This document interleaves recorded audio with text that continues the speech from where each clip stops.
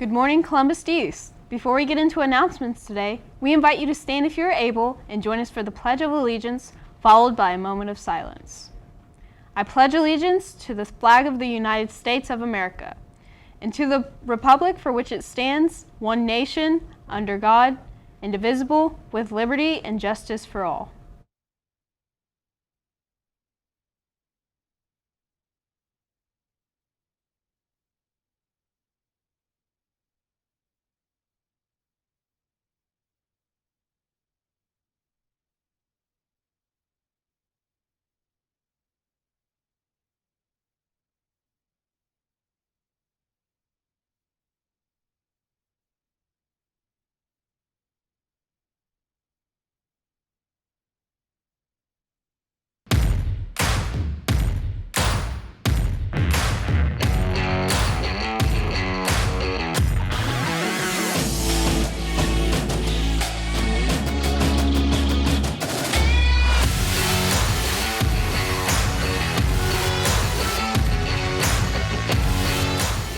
Welcome back to Columbus East Media Studios. I'm your host, Lyndsey Mellas. Thanks for joining us this morning.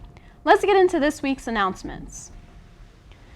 The Columbus East and Central Choirs will hold their winter concert today at the 7 p.m. in the East Auditorium.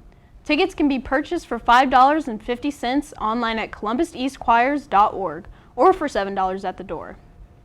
The East Band Holiday Concert is Monday, December 19th in the Robbins Auditorium. You can buy tickets online or for $7 at the door. For his senior project, Oliver Johnson is creating a replication of the Torch logo out of household items.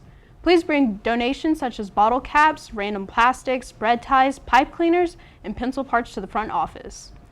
Any additional seniors that need help with finding materials or need to announce anything regarding your senior project, please email us at east_tv_studio@bcsc.k12.in.us.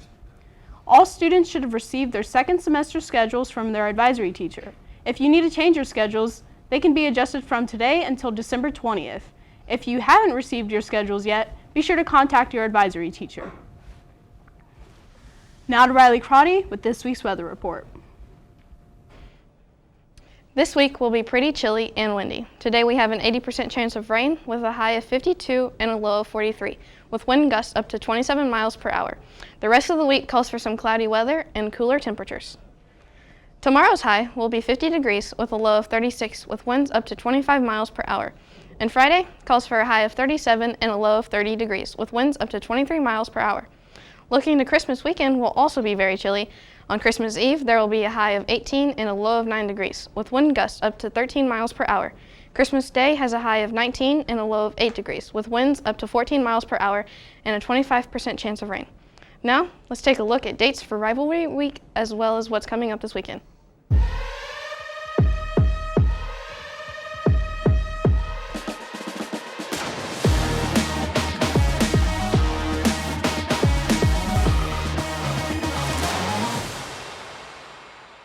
This is the Winter Rivalry Week with that dreaded school across town. Tonight at 6 in the Orange Pit, our wrestlers will Penn North. Also in the pit, tomorrow, girls basketball tip time is at 7:30.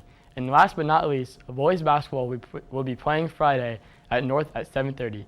Be sure to go out and support our O's, or support from your very own home with live streams on the BCSC YouTube channel. Now here is senior Matthew Degner with the Matthew Minute. Welcome back to this week's edition of the Matthew Minute, where news topics are presented in a brief format.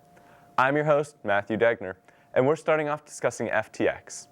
FTX was a cryptocurrency exchange that went under after being endorsed by celebrities from every field. Sam Bankman-Fried, the founder, was taken into custody yesterday by Bahamian authorities.